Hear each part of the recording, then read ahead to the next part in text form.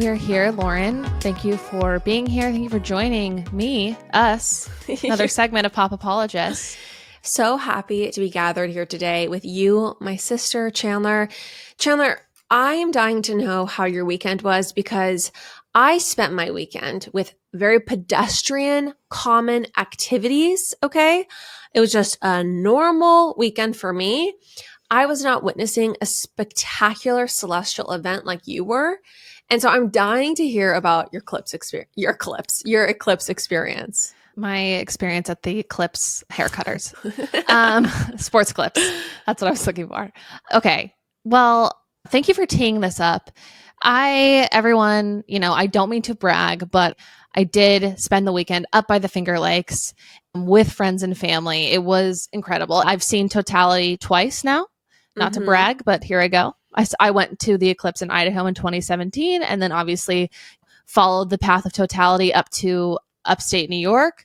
And honestly, it was cloudy where I was, which was a bummer. But that being said, I think I actually got a fully different eclipse experience than my last time. So the last time it was in Idaho, it was totally sunny and great. And the moon covered the sun, however the eclipse works. And it's really not about the specifics for me. It's about like the whole moment, just FYI. So the moon covered the sun, yada, yada, yada. And it got totally dark. And we had that amazing moment of seeing the shadows or whatever, the solar flares. And that was very cool. But this most recent time, yesterday, because it was cloudy, it got incredibly dark. It got like eerily dark. I would say way darker. It got way, way darker than the last time before, where it kind of just got to be like night, kind of like post sunset night. This was fully dark. No and that way. was like dark wild. as night? Dark as night, yeah. No, like the sky was black. Maybe not black, but like a very dark brown. And the pictures don't do it justice because the phones like auto-correct the exposure. Yeah. So it's really hard to adequately express. But this is all like within the period of 3 minutes. Like it starts to get dimmer and dimmer and dimmer. And then all of a sudden it gets dim very fast until it's like dark. I think that a lot of people hear about the eclipse and they're just like, yeah, whatever. But for people who go and experience them, they're supposed to be like extremely spiritual, extremely cool experiences where I think you kind of like witness how at the mercy you are of the channels, the intergalactic spaces. The lakes of the cosmic universe, if you will. Yeah, exactly. Like, no, actually, I'm going to speak to this because you haven't seen one of these. But thank you for extrapolating what you think it might be like to go see an eclipse. I would love to share what it's like to be at the eclipse. Having not been, and you've been twice, I think I should pontificate about how reverent. That would check out. No, it's scary how impressive it is and how within the period of 3 minutes, the world can go totally dark and you realize how much we need the sun and how like the planets orbiting around us. And you just realize like you're just a little fleck in the universe and we're just on this planet literally orbiting in space. I don't know if that's the right use of the word. Astrologists don't come after us. I think what's interesting about it, and it reminds me of an interview Jeff Bezos gave about going into space. It might have been Lauren's favorite astrologist. My hall pass, one Jeff Bezos. He said that going into space, it makes you realize that if heaven exists, it must exist on Earth, or it just seems like Earth is heaven because space feels so dark and cold and limitless, whereas Earth is bathed in light and life. And it's like you actually realize how precious this experience of warmth is. No, I think that's beautiful. Your hall pass has a way with words. The heavens, the earth, they're all wonderful. I felt like a small piece of the universe this weekend, and that's a very cool feeling. So anyway, yeah, it was a great weekend, and I'm an eclipse freak. Well, I, Chanler, have been trying to channel the cosmos as well recently, okay? Okay. Do you want to hear about this? Yeah. So I was sent a TikTok video of a woman named okay? And this woman sent this video? I was sent this video. This woman has a series of videos about Kate Middleton. And she's giving a lot of prophecies and she's channeling the realms. Okay. Yeah. And she's showing us exactly what's happened to her. Yeah. Okay. Yeah. I was sucked into these videos. Apparently, Kate Middleton, that she is being She's either not alive anymore. Oh, yeah. I'm so sorry, guys. I'm tripping over my words because it's a lot to discuss, but she's in the ether, according to. What does that mean? She's in the ether. She's suspended between life and death. Okay. So she's like in some sort of purgatory, but she's no longer with us, according to. And she has all these videos about these visions she's seen of what led up to this death. So I kind of got sucked into these videos. I was like, whoa, this is pretty intense. She said that she saw Kate in a room before she died, and she was really upset and she was clutching her stomach, and then she fell to her knees, and it wasn't clear whether someone had like hit her over the head, but she said that she was going against the institution, okay, the monarchy. Hold on. And clutching her stomach. Someone hit her on the head? Here's the thing. Her visions, they don't come in like HD. They're a little hazy. But it was dark. So I looked at this woman's website. Yeah. And for $150, you can get a reading from her. Okay. Did you get a reading? I got a reading. Do you spend $150 on it? I spent $150 from. Oh my gosh. Okay. I got notified 2 hours ago that my reading was completed. So I asked 3 questions. Yeah. Because my thought was this. I'm going to ask 3 questions. She has no idea about anything. Anything. Okay. And then if there's something specific, if there's something at all that she would never have known about, like, oh my God, what happened to Kate in that room? Who hit her on the head? Like, why was she clutching her stomach? Anyway, I got the readings. And the first was about business. Okay. It was about kind of. Wait, what were the questions? One of the questions was about business. It was about the future and like a potential opportunity. And anyway, her reading back to me was what she was being told was that I always do what I'm supposed to. I've been on a very specific life track, always just paying my dues, doing exactly what I should. And that success, I'm grasping for success and for other people to tell me I'm successful, but I just need to know and have confidence in myself. You have too much confidence. This isn't an issue for you. No, literally, when we got canceled 2 weeks ago, like, you were good. I know. This is not an issue for you. She doesn't know that you're not that insecure. No, literally. So the business question was just like, didn't, wrong. Nothing. Like, literally, like it's just funny because you have no problem taking a seat at the table and leaning in. 100%. I just think I should already be more powerful. No, literally. And I'm like, lean in, but let's use more exclamation points. So then the second one was about our grandma Marjorie. And it was about. Can I ask what you asked? I just asked if she was still connected to my life and like if she knew, like if she could see what was going on and like if she knew how much she meant to me, that sort of thing. Lauren is also your middle. You have a middle name, Marjorie. Share with my grandma Marjorie. That you share with your grandma Marjorie. So you have an extra special connection. She liked me much more than everyone else. That's for sure. I think at a time that might have been true. Anyway, her answer about grandma Marjorie is that grandma Marjorie can see me sitting on my floral bedding. Okay. And whenever I'm crying, she is there and fills the room with light and love. This was another for me. It's just funny because you definitely don't have floral bedding. That's just like, she thinks you're like girly with capital G. And she also thinks I'm capital D depressed because she was like, she knows everything you've been through. And I was like, I was actually wondering if she was like, how cool is your life turning out? Like, we never knew it would go this well. She comes to you like whenever you're crying. When you're crying. Yeah. And I don't think you cry that much. No, I don't. As much as you used to into your floral bedding. It's just, that's so funny. And the other one, the third one was about, I asked if there's anything I'm missing. Okay. If there's anything I'm missing. That's such a vague question. That's like the worst question to ask a medium because it's just like, they're going to be like, yeah.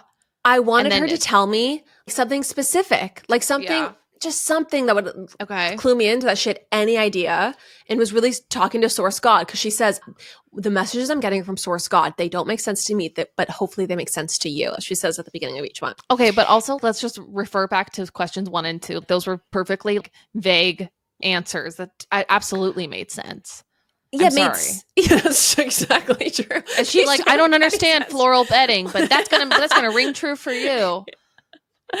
Anyway, she said that she was getting a message that I feel like I am missing out on love in my life, and that I am, and that I'm not pursuing the depth of love I should be pursuing. Okay. And I have dreams inside of me that I don't pursue because I'm so nervous about pleasing you're so others insecure. and not. Yeah, That's never been true. You've never been worried about pleasing others and upsetting other people. A day and I have to let those dreams have a life of their own and not be always concerned about everyone around me. Lauren's dream is to actually have more people like hate her. Not hate her, but like you just beat to your own drum or whatever. You march to the beat of your own drum, excuse me. I'm a based bitch and I could not give less of a shit if my dreams bug other people. I'm not like, anyway, I'm so sorry, but her medicine is weak at best. Wow. I don't think she has the truth about Kate Middleton. Oh my gosh. Okay. Yeah, I don't think she has the truth about Kate Middleton at all based off of that. Thank you for paying them that money so that we could have that segment. That's a business expense. How I envisioned it, I was going to be like, Chanler, listen, I'm just going to play a clip on the Patreon. I was going to be like, listen to what she said. And you'd be like, oh my God, she knows about grandma's China or whatever. Right. And then we'd be like, okay, now let's play what she said about Catherine. And be like, oh my God, what happened in the room? Right. Okay, but let's move on. Chanler, did you hear the news about Morgan Wallen over the weekend? Lauren, I got this text from my friend last night and she said, yo, what's the protein powder you guys peddle on your pod? Is it actually good? Okay, what did you say? I then inundated her with a bunch of messages explaining how good it was, really trying to show her that it's not something we simply peddle. It's actually something we truly believe in. So it's not something we peddle. It's like a passion. Let's just say that there were 2 gray text messages followed up by 8 blue text messages. Read them all verbatim. I said, it's the only one I drink, ... I've literally been drinking it since college. Clean, simple eats. The vanilla and the chocolate, it's called brownie batter chocolate, are musts. They have a lot of other flavors too if you're more adventurous. They also have travel packs if you want to try something out before buying a full bag. Then I sent her the links, not even affiliate links. I just was like, no, if you're even considering buying a protein powder, I've got it for you. I've got it squared away. I've got it locked in. Do not look anywhere else. It is so good. This is what we're saying within the privacy of our text message threads and publicly on this podcast. Guys, go to cleansimpleeats.com, use code POPAPOLOGIST for 10% off your order. cleansimpleeats.com, code POPAPOLOGIST. Chan, did you hear the news about Morgan Wallen over the weekend? Unfortunately, I did. I am a Morgan Wallen fan, and saying those words out loud hurt me, make me feel a little sick. It is my biggest red flag as a person. And seeing that news hit, I was getting texts from all sides. And not all sides of the conversation, but anyone in my life who knew that I liked Morgan Wallen was looking to me to answer for his crimes. His ills. Well, I want to share a journey I've been on with this news, if that's okay. Because a lot of people were very upset. And I'm also a Morgan Wallen fan. Yeah. And I saw the headlines and it was like, Morgan Wallen, shocking moment when Morgan Wallen throws chair in Nashville. Okay. And at first when I saw the headlines, I was just like, a guy threw a chair? Really? Okay. That's what people are so upset about. What else? Slow day in the newsroom. Well, slow day. And also like, come on, people. Like, can men not be men anymore? So can men not true. we don't know what he was heated over. Okay. We don't know what just happened.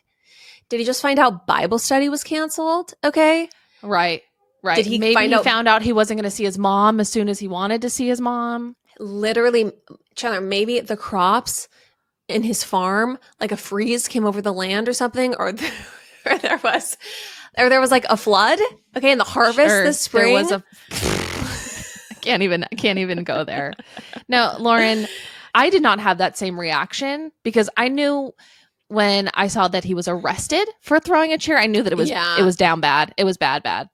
I missed that part. And so I was a little bit like, okay, clearly this is just snowflake central, this world I live in now. No one can take a joke. No one can take a joke. And you know what? No one can admit that a little toxic masculinity can be a tiny bit hot. Okay. He threw a chair. Who knows what that's over. He's a red-blooded American male. But I then read that he actually threw a chair off a tall building. A building that looks like it's at least 6 stories. That is crazy.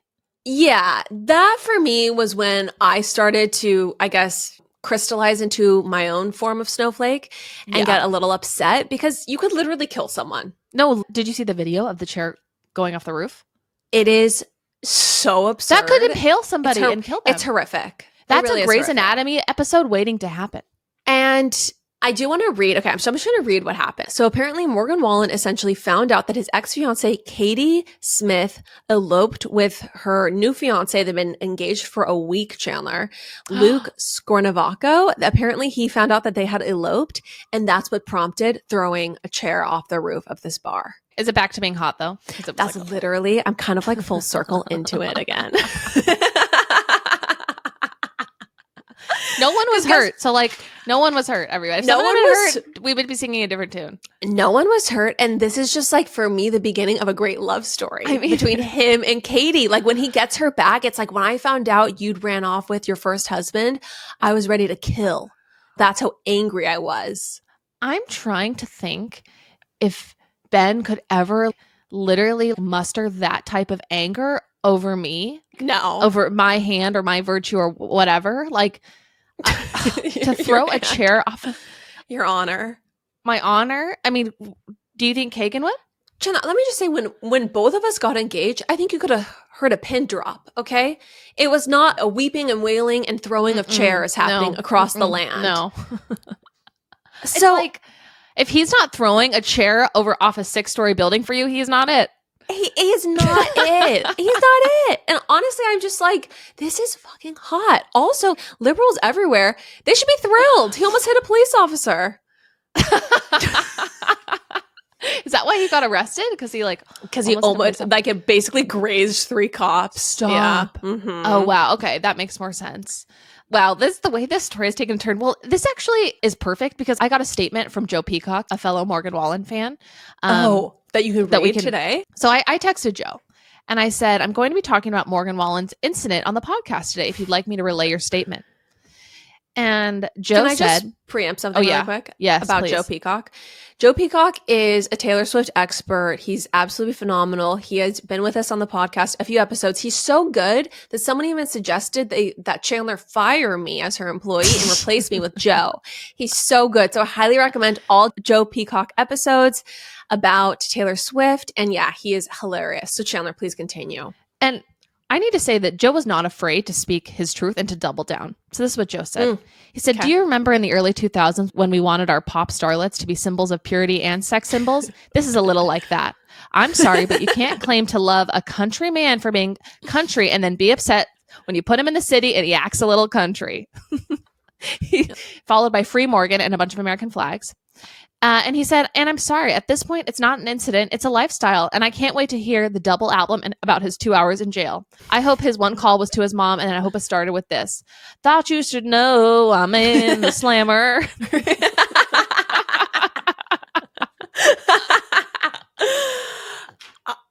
Truly, I have the chills. Thank you so much, Joe, for, I would say, being a whistleblower on the fact that we say we want strong, rugged men who will kill for their women. Okay. We want these great romances of our time. And then we get upset when, strong men do strong men things. Literally. I entered this conversation in a very different frame of mind than I'm exiting. And I'm happy about it. I think we are going to launch a GoFundMe for Morgan if he needs it for his defense. Yeah. And we will be on his side of the courtroom. Absolutely. We'll fly to Nashville. All right. Let the court reflect that opinion. Thank you. let the minute state. Gavel. I need a gavel sound. Okay. Can I share with you, Chanler, speaking on music icons and speaking on items of passion? Yes. I have no idea where you're going. Yeah. I had a personal revelation this weekend about Taylor Swift. And this is going to be super brief for everyone. Was this through your galactics? It was not through my medium or psychic or galactic. It was just channeled from me to source. But I was, you're going to die. This is short, everyone, for the non-Swifties. So I read a theory that Lover was written and called Lover because that's what Taylor called Joe. Okay. Because Joe took a long time for there to be any sort of like formal boyfriend, girlfriend. Like, I think that he was a little bit more cloaked at the beginning and he was a little bit more withholding. Okay. And I think that's why he hooked her so hard. Have we heard Cruel Summer? Exactly.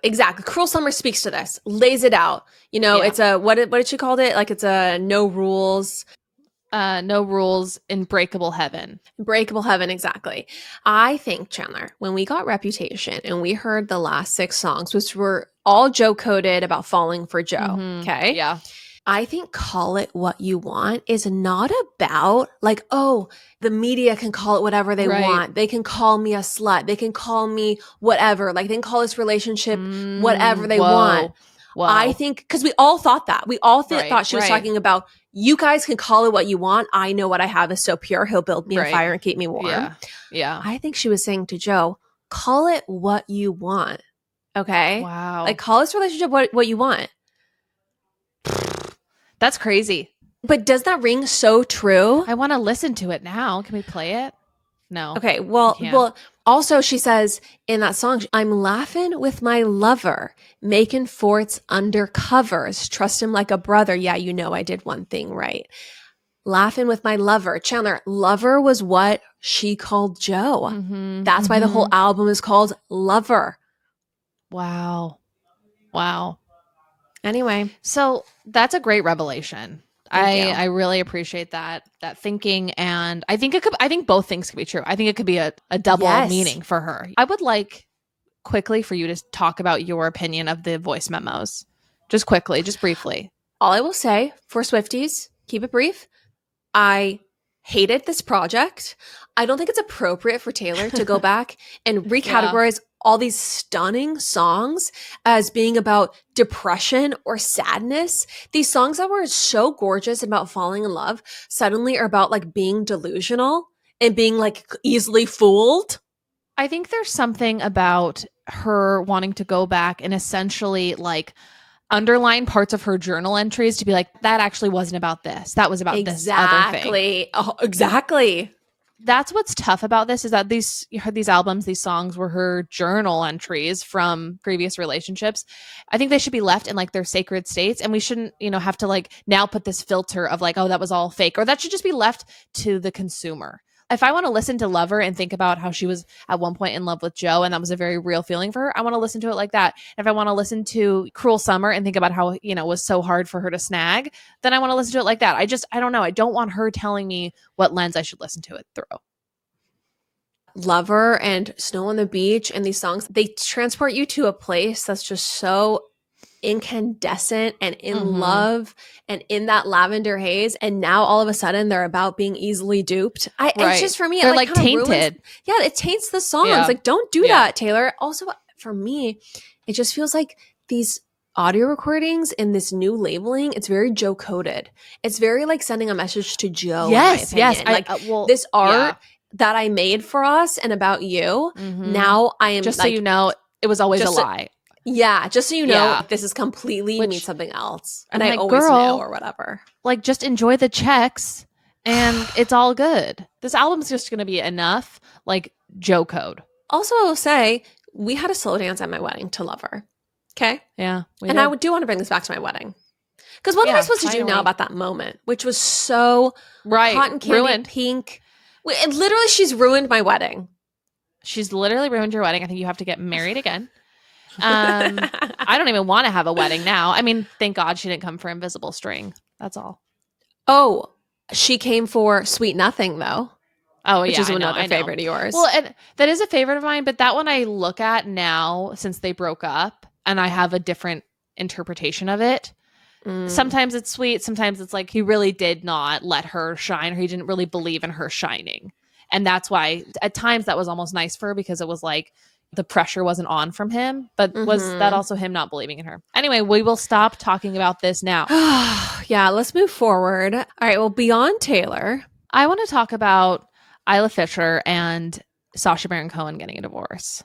I need to talk to you about a stunning experience I had. I got a massage yesterday, and I took an early bird gummy an hour before my massage. 30 minutes into my massage, I'm starting to nod off. I never nap. I never fall asleep during massages. I was so relaxed, and I was getting concerned. I'm like, why am I falling asleep? And then I remembered it was the early bird. Like, oh, yeah. I can't even describe to you guys how good an early bird gummy plus massage is. It already makes you feel so like warm and melty and gooey.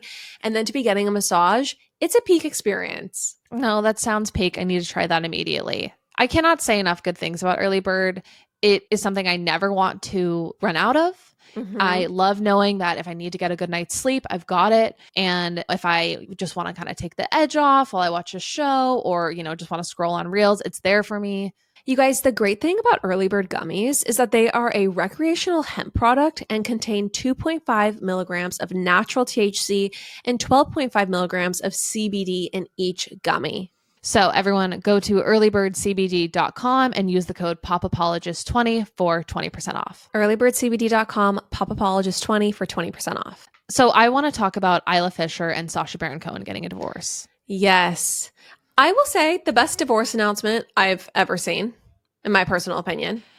I'm glad that we are, as a society, trying to move away from the word divorce, that we're maybe trying to, like conscious uncoupling, tennis match, whatever you want to call it. We're just trying to give it a slightly better name, moniker, whatever. So I'm going to read the divorce announcement post, which is just so funny that now it's like, okay, we have to post the Instagram story, go into create mode.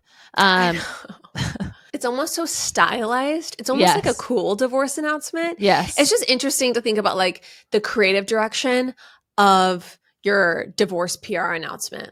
Yes. There's something about it that's like hilarious because it's almost like, let's keep it sporty and lighthearted. Let's keep it light. Kind of fun.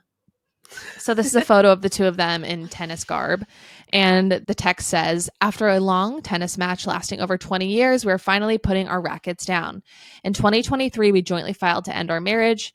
We have always prioritized our privacy and have been quietly working through this change. We forever share in our devotion and love for our children. We sincerely appreciate your respecting our family's wish for privacy. I mean, I just feel like reading this right off the bat, it's just very straightforward. And it's not, we remain so committed to our love for each other. We will always be great friends. We'll always be besties. He's still my best friend, greatest confidant, blah, blah, blah. Yeah. I mean, Kate Bosworth's divorce announcement was literally like a porno, basically. It was like erotica. It was like a portrait of a marriage and an Instagram caption. But a portrait of a marriage through the eyes of a 17-year-old, like listening to vinyls with her hot boyfriend. Yes, yes. Anyway, that said, so I appreciate that it's just more realistic. And it's just, we're calling it quits. Please give us privacy in a light way. I think this is like the best divorce announcement I've seen. I applaud it. Yeah, I applaud it as well. I want to talk to you, though, about some things that have been happening behind the scenes and some reasons why we might have gotten this divorce post announcement when we did. Okay. Oh, interesting. Okay. Do you know anything about this? Do you know anything about kind of the Rebel Wilson, Sacha Baron Cohen allegations?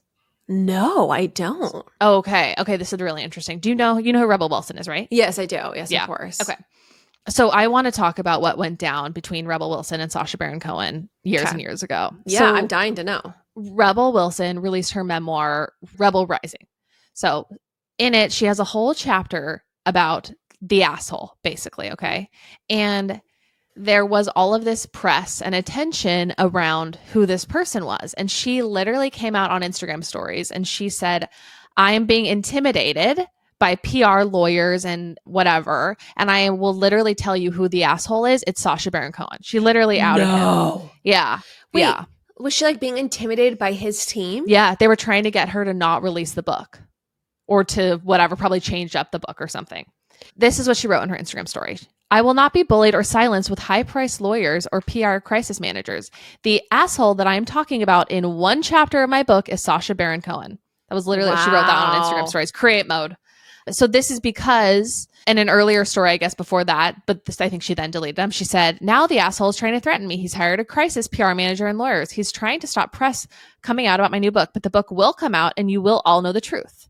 And so the book came out, obviously. Gotcha. Okay. So this was them trying to get her to change the book or have the book not come out. Yes, but she just doubled down. Just like Joe Peacock and Morgan Wallen, she doubled down. Do we have any info on what she said about him? Oh, yes, we do. We she came. Receipts, proof, timeline. Right. Chan is here. I love it. So Wilson had a supporting role in the 2016 film The Brothers Grimsby. Okay. And Back in 2014, she actually described on an Australian radio show some of the alleged on-set harassment. So this is her talking. She said, every day he's like, just go naked. It will be funny. Remember in Borat when I did that naked scene? It was hilarious. On the last day, I thought I'd obviously won the argument and he got a body double to do the naked scene. But when it came to shooting the last scene, Wilson claims Baron Cohen took things further. He was like, Rebel, can you just stick your finger up my butt? And I went, what do you mean, Sacha? That's not in the script. And he's like, look, I'll just pull down my pants. You just stick your finger up my butt. It'll be a really funny bit. And he like pulled down his pants. That's horrible. I mean, Isn't that's that like crazy. That lewd behavior. Yeah. I mean, it's extremely disgusting. It's so disgusting.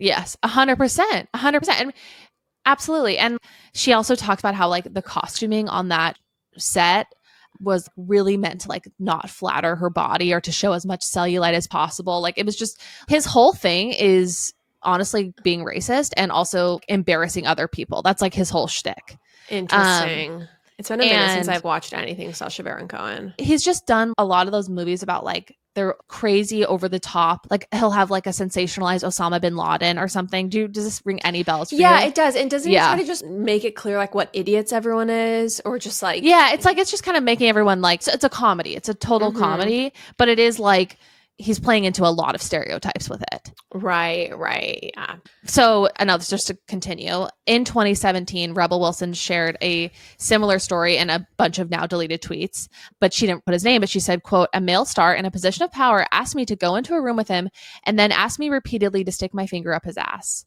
She also noted that the man's friends were laughing and trying to film the incident on his phone, on their phones. It's disgusting. It also just, to me, it fully tracks. And I think it's really crazy that her book came out April 2nd and it's April 9th now, or this past weekend. And we have this like a public divorce announcement. She's like fully done. Like, I don't want to be associated with this guy. Yeah. Right. Good for Isla Fisher. Yeah. Ugh. Prayers to Rebel. Glad she's moved on, moved up, and is not silent or silenced.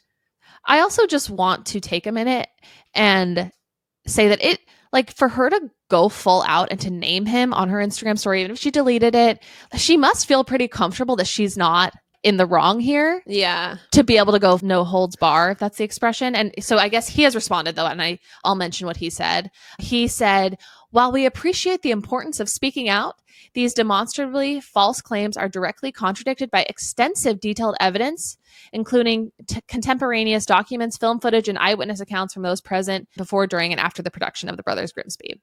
But I'm just like, what extensive evidence? I don't know. It's all clearly PR. It's trying to tamp down rumors. It's trying to obfuscate. I mean, it's kind of like Brad Pitt's playbook now, which is like use a source to try to discredit Angelina and say that these rumors are baseless or say these accusations are baseless and you know, nothing new here, nothing to see here. Right. Yeah. It's absolutely crazy. Someone on Reddit was like, this feels like a Russell Brand situation where someone's just like bad humor and the way that they like, you know, have been beloved is just kind of catching up to them, you know, where it's like, yeah. So anyway. Well, very interesting context, Chanler. Thank you for bringing that to today's programming. Can I share a palate cleanser with you? I feel like we need to maybe bring the energy up. Yeah. Okay. I had a dream. This story is 30 seconds, everyone. And I promise there's a punchline. I had a dream. And I say that because I basically always think hearing about people's dreams is kind of boring. It's extremely boring. So I had a dream. And in the dream, you, me, like our whole family essentially, and Kagan were going to dinner at someone's house in Provo. Okay. Mom and dad were there. Everyone was going to dinner at this person's house. And I didn't know who these people were. Okay. Anyway, long story short, the teenage daughter came upstairs, like from the basement or whatever, and she looks at me. Kagan's right there. You're right there. And goes, oh, my dad said he met you like 10 years ago on Match.com. And anyway, I just, in the dream, I'm like panicking, like cold sweat, like, oh my gosh, this is so embarrassing. And anyway, I mean, I didn't even have a Match.com profile when I was in college. Well, could that story, though, be true? I was horrifically embarrassed, okay, in this dream. And I was so happy to wake up and not be in that cruel situation. where I was going to meet Wow. some like 50-year-old or 60-year-old I'd been on a date with 10 years ago. Right. Wow. Well, I'm so glad that was a dream and not a reality. Lauren, me too. I want you at some point, maybe in the next episode, I want to talk about your experience with the male wellness community. Oh, Your personal dating experience, in conjunction with all the Andrew Huberman stuff. And I feel will leave like that for another episode, but I would think it'd be worth talking about. Yes. Talking about kind of speaking to lawsuits, speaking to having to be very careful about what you say. Mm-hmm. All I will say is that I will only talk about that on Patreon. I dated, or subscriber episodes, I dated a person, a guy, I'll reveal the gender. I dated a guy who was like a known person, a public figure, and had a wellness brand. I'll just keep it very high level. And yeah, there's lots to say about that experience. I'm trying to think if anyone's trying to piece together like a guy who has a wellness brand and it's like Dr. Scholl's. You dated Dr. Scholl? Just like anyway. I dated Dr. Mark Hyman. No, I dated a guy. He's Salt Lake adjacent. Okay, you're just giving out more details for free now. Oh yeah. Okay, never mind. I won't say. But anyway, we should talk about it. We'll talk about it on Patreon. Yeah. I mean, do I have tales of that experience? I think it'd be great to hear about. Someone who is truly nothing like his public persona. Anyway. Wow. There's some juice Scathing. for sure. Scathing. Just my axe to grind, Chanler. Okay, I want to get into the news that's coming out, kind of circling back on Kate. Do you mind? Yeah, let's do it. Okay, so I don't know if anyone's noticed, but there have been a few headlines coming out about Prince William ascending the throne much sooner than expected, which is kind of interesting given that in our infamous series, we said our prediction was that the king only had a year to live and William was going to ascend the throne. So Tina Brown wrote an op-ed for the New York Times called Heavy Lies the Crown. And in this op-ed, and by the way, if you're not a pop apologist OG, you might not be familiar with Tina Brown. Tina Brown is the founder of the Daily Beast, and she's a royal expert. She's written many books on the royals. She wrote the Palace Papers, which is a huge book on the royals that we deep dived on our Patreon. We have like a 15-part series about it. Anyway, very interesting op-ed from Tina in the New York Times. She basically gives like a little State of the Union about the monarchy. One thing that she said, Chan, was she was talking about the photo kerfuffle, and she was saying that like after the kill notice, Associated Press said that Kensington Palace was no longer a trusted source for information. Yeah. Remember this? Yeah. And she was like, since when has the palace ever been a trusted source of information? Right. And she talks about how apparently there were a ton of rumors about Charles and Diana in like mid-1980s.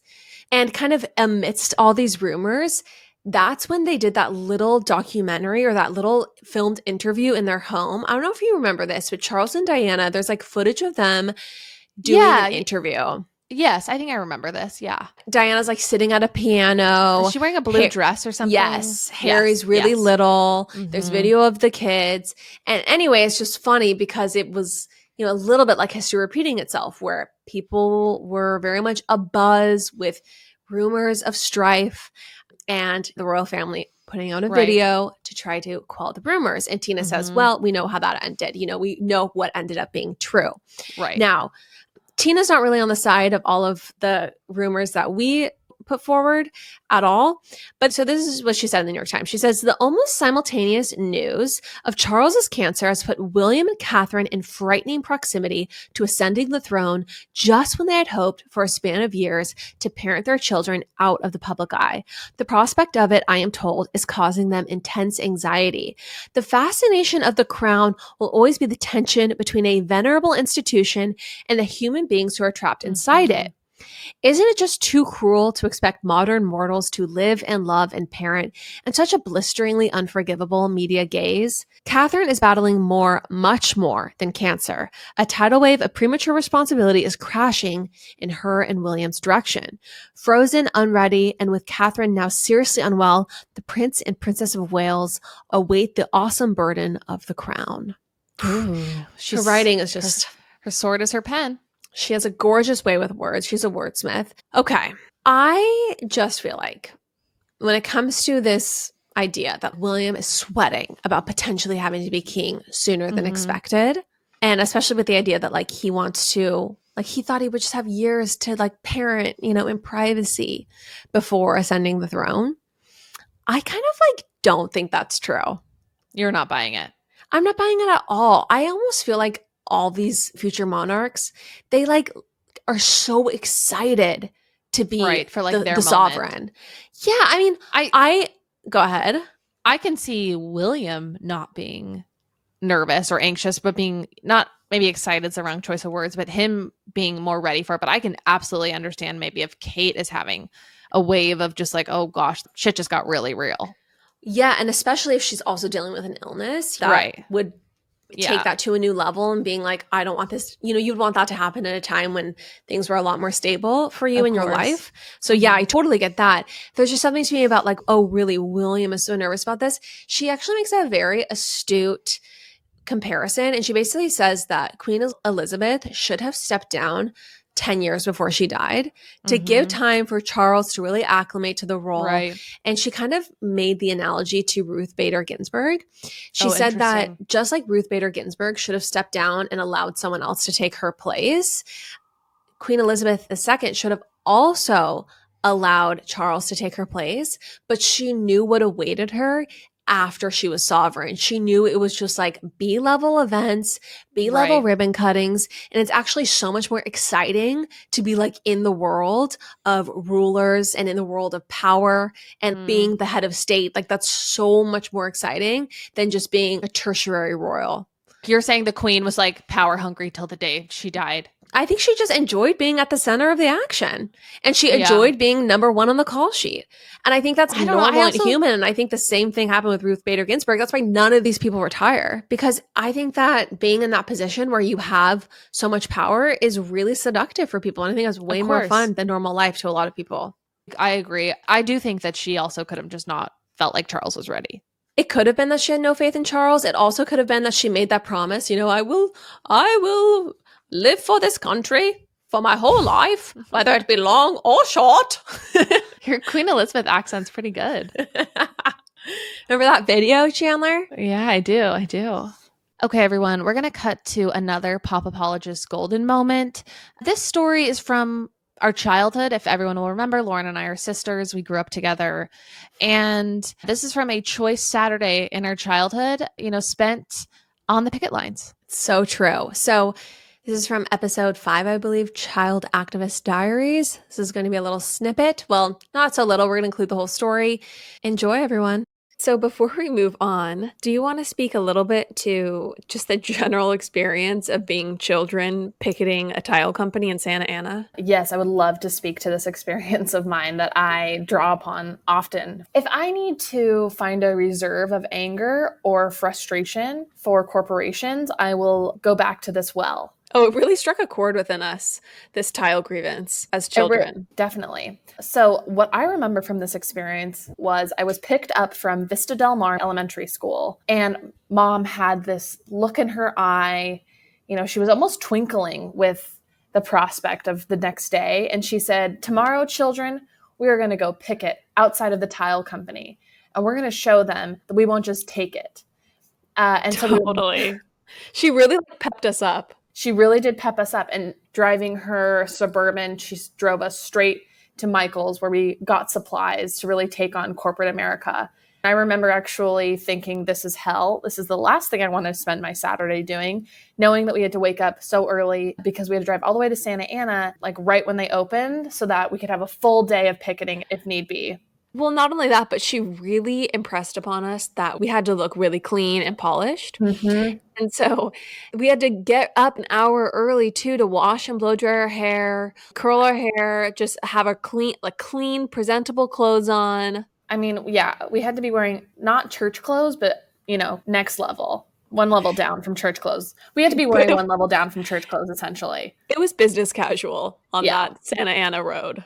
And you know what else I remember? So we're on this little like strip of highway or whatever, and we've got our signs out. And I just remember there wasn't a sidewalk. There wasn't a sidewalk. Yes, there was no sidewalk for us to rest our weary social justice warrior limbs. Our weary activist asses on.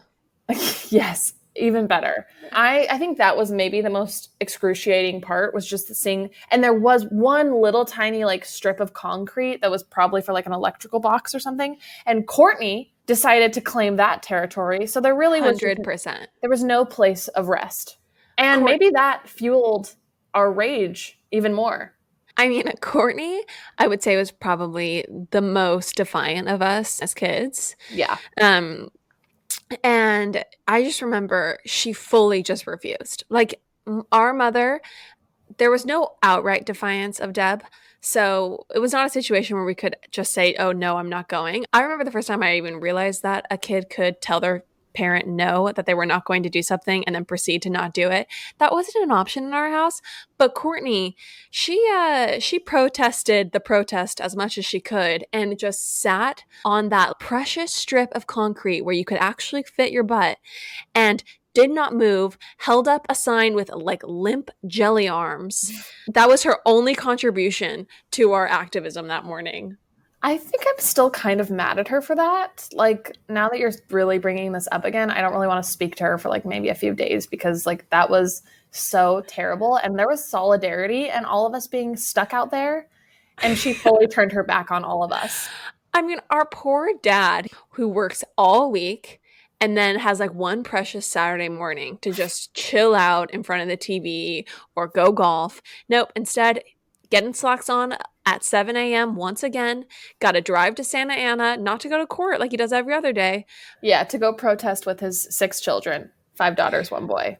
The image of us Orange County kids with our signs held aloft in the air, the outrage in our face. Actually, we weren't very emotionally convicted, I would say. We were just basically we were just like marching like 10 feet back and forth, kind of limply holding the signs. I do remember trying to like summon some sort of emotion for this cause and really coming up empty.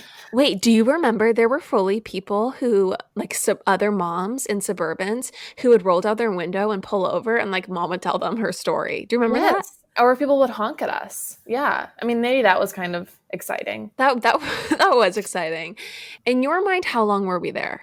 This is a great question, because I want to say that we were picketing for a grand total of an hour and 15 minutes. Yeah, I would say I remember it felt excruciating. Like every moment was it was hot. It was not fun. There was nowhere to sit.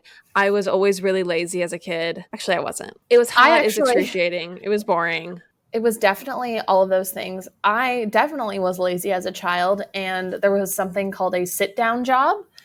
If our mom had chores for us, it was really clutch if you could get a sit-down job, and those were often requested. Well, because our chores were either a sit-down job, which was long and sustained, and you knew the level of energy output that would have to go into it, and you could multitask. You could listen to music at the same time with your iPod. However, our other chores as kids was extremely short-term. I'm talking 30-second tasks that were followed up with having to return to my mother and ask her what we could do. So it was like, okay, there might be a smattering of 50 things on the landing at the top of the stairs. I want you to bring each thing to me and I'll tell you where it goes. Lauren, you just talking about this right now, my whole body is tensing up and I'm starting to feel a little bit ill. So I think we need to just return to what happened at the end of our picketing story, because I cannot handle revisiting that part of our childhood. It's full PTSD. I actually hope people know that, maybe I already told this story. If not, our mom the other day, while I was on a video call with my boss, having a professional meeting about a paying client at the ad agency that I still work for, not really You're well anymore, employed by. who I'm well employed by, my mom tried to give me a chore during this and was yelling at me to do a specific task for her. I think it was like, put this washcloth in the laundry room. And I said, I can't do chores right now. I'm talking to my boss. And then she didn't stop. She didn't care. Oh my gosh. Did your boss hear? Did you mute yourself or could you not mute yourself? No, I didn't have time to mute myself. And it was actually really funny.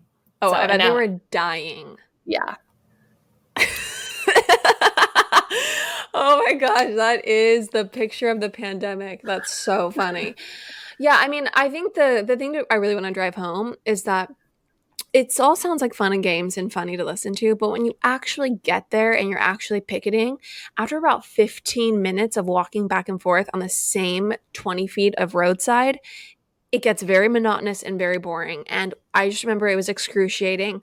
But eventually, the guy came out, and I think it was probably actually only an hour, maybe 2 hours max into being there, and fully just gave. He was like, "What do you want?" I remember he had a legal pad, and Mhm. he asked my mom everything she wanted because she told him we wouldn't move an inch until they moved miles, Mountains, really. mountains, and we got every speck of tile that Deb Bledsoe wanted.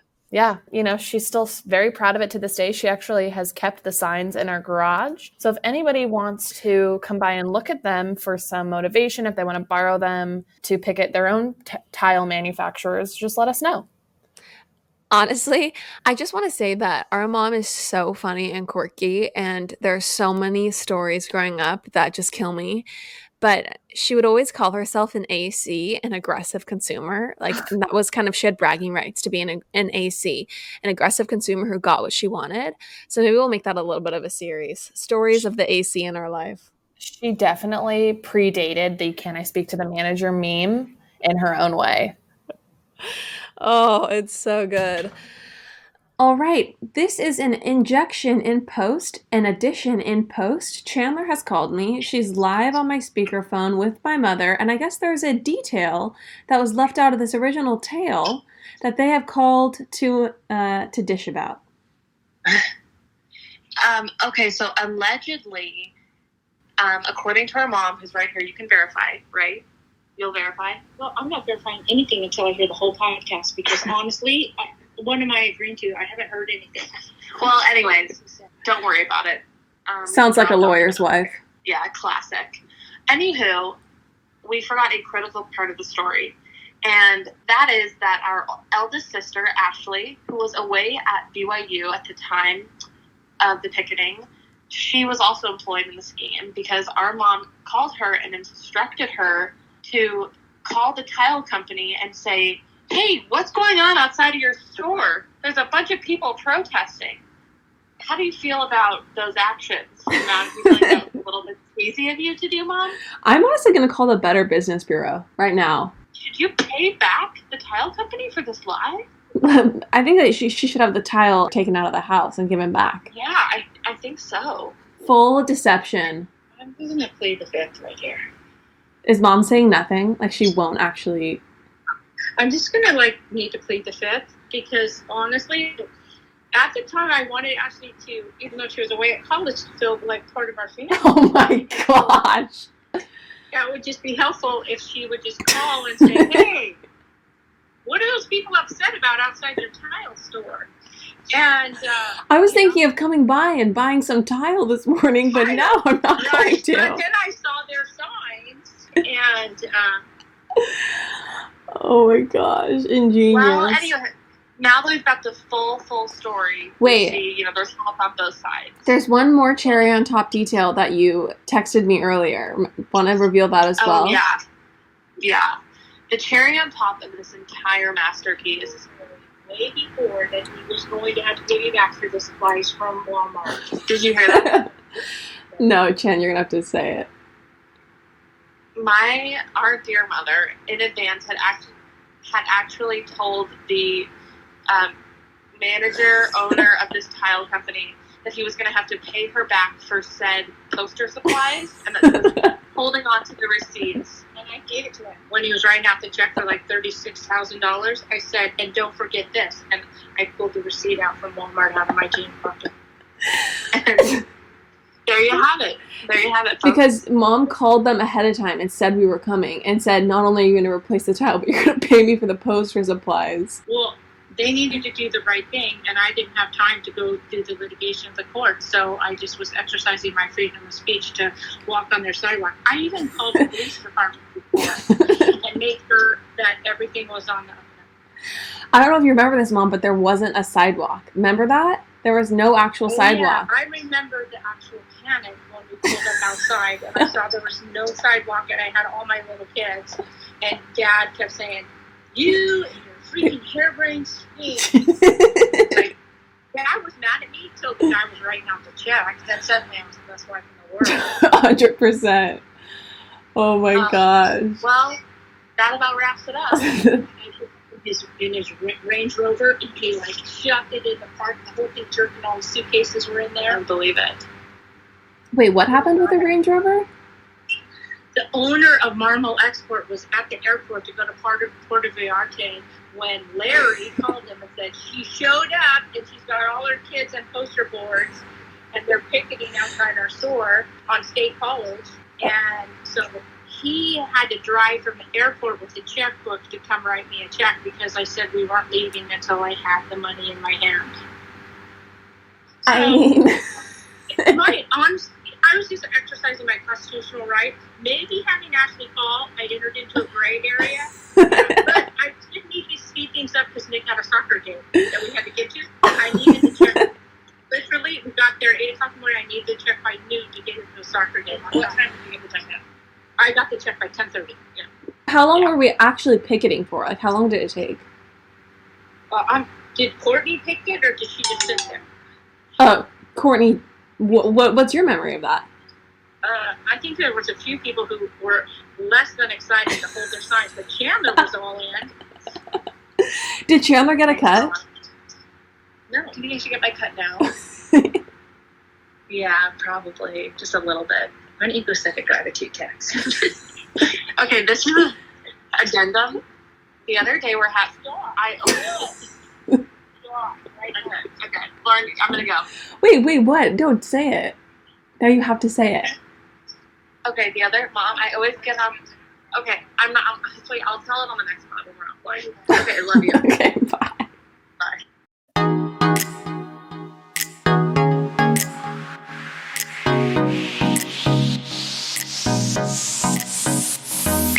That's all for now, folks. Don't forget, give us a 5-star review, hit us up on Instagram at Popapologists, and we will see you next week, live every Wednesday.